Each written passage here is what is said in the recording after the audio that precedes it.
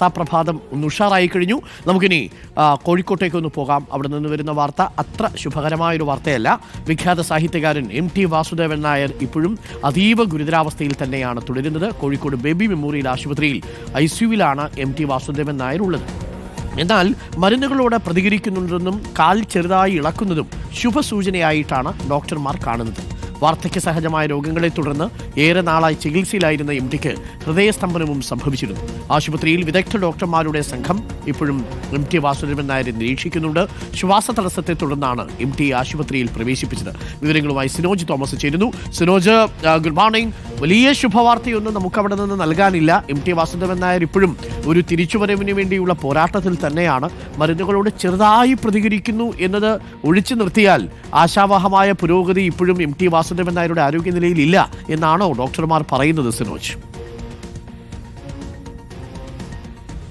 Arunkumar, good morning. അതായത് കഴിഞ്ഞ വെള്ളിയാഴ്ച മുതലാണ് ഗുരുതരാവസ്ഥയിലേക്ക് മലയാളത്തിൻ്റെ പ്രിയ എഴുത്തുകാരൻ MTയുടെ ആരോഗ്യനില പോകുന്നത്. അതിൽ വലിയ മാറ്റങ്ങളില്ല. പക്ഷേ ഡോക്ടേഴ്സ് പറയുന്നത് ഈ മരുന്നുകളോട് പ്രതികരിക്കാൻ തുടങ്ങി, കാലിൽ ചെറിയൊരു അനക്കം കാണിക്കുന്നതൊക്കെ തന്നെ ഒരു പോസിറ്റീവ് വശങ്ങളാണ്. പക്ഷേ കാർഡിയാക് ICUവിൽ തന്നെ ഓക്സിജൻ മാസ്കിൻ്റെ ഒക്കെ സഹായത്തോടു കൂടിയാണ് അദ്ദേഹത്തിൻ്റെ ചികിത്സ പുരോഗമിക്കുകയും ചെയ്യുന്നത്. പ്രത്യേക മെഡിക്കൽ സംഘം അദ്ദേഹത്തിൻ്റെ ഹെൽത്ത് നിരീക്ഷിച്ച് വരികയും ചെയ്യുകയാണ്. ഈ മാസം 15-ാം തീയതിയാണ് ശ്വാസകോശ സംബന്ധമായ അസുഖങ്ങൾ മൂലമാണ് അദ്ദേഹം ചികിത്സയ്ക്ക് എത്തുന്നത്. നെഞ്ചിൽ നീർക്കെട്ട് വരുന്നു, പിന്നീട് അത് ഹാർട്ട് ഫെയിലറാണ്, ഹൃദയ സംബന്ധമായ അസുഖം വരുന്നു, ഹൃദയസ്തംഭനം വരുന്നു. അങ്ങനെയാണ് കാർഡിയാക് ICUവിലേക്ക് മാറ്റുന്നത്. ഇതിനു മുൻപും MTക്ക് സമാനമായ ശ്വാസകോശ സംബന്ധമായ അസുഖങ്ങൾ 91 വയസ്സുണ്ട്.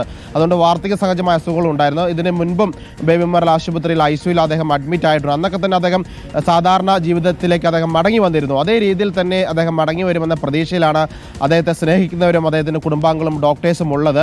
പക്ഷേ ഈ ഹൃദയ സംബന്ധമായ അസുഖമാണ് ചെറിയൊരു വെല്ലുവിളി എന്ന് പറയുന്നത്. ഇതിനു മുൻപ് ശ്വാസകോശ സംബന്ധമായ അസുഖങ്ങളെ അദ്ദേഹം മറികടന്ന് മുന്നോട്ട് വന്നതാണ്. പക്ഷേ ഇപ്പോൾ ചെറിയ രീതിയിൽ മരുന്നുകളോട് പ്രതികരിക്കുന്നുണ്ട്. കഴിഞ്ഞ വെള്ളിയാഴ്ച അദ്ദേഹത്തിന്റെ പ്രിയ സുഹൃത്തും എഴുത്തുകാരനും രാഷ്ട്രീയ നിരീക്ഷകനുമായ MN കാരശ്ശേരി മാഷ് അദ്ദേഹത്തെ സന്ദർശിച്ച സമയത്ത് പറഞ്ഞിരുന്നു, അദ്ദേഹം ഉറങ്ങുന്ന പോലെ കിടക്കുകയാണ്, തോളത്ത് തട്ടിയിട്ടും അദ്ദേഹം കണ്ണ് തുറന്നില്ല, കൈ അനക്കിയില്ല എന്ന് പറഞ്ഞിരുന്നു. പക്ഷേ അതിനേക്കാൾ കൂടുതൽ ബെറ്റർ ആയിട്ടുണ്ട് എന്നാണ് ഡോക്ടേഴ്സ് പറയുന്നത്. കാല് ചെറിയ രീതിയിൽ അനക്കുന്നു, മരുന്നുകളോട് പ്രതികരിക്കുന്നു, അതൊക്കെ തന്നെ ഒരു പോസിറ്റീവ് വശങ്ങളാണെന്ന് ഡോക്ടേഴ്സ് പറയുന്നു. ഏതായാലും കാർഡിയാക് ICUവിൽ തുടരുകയാണ്.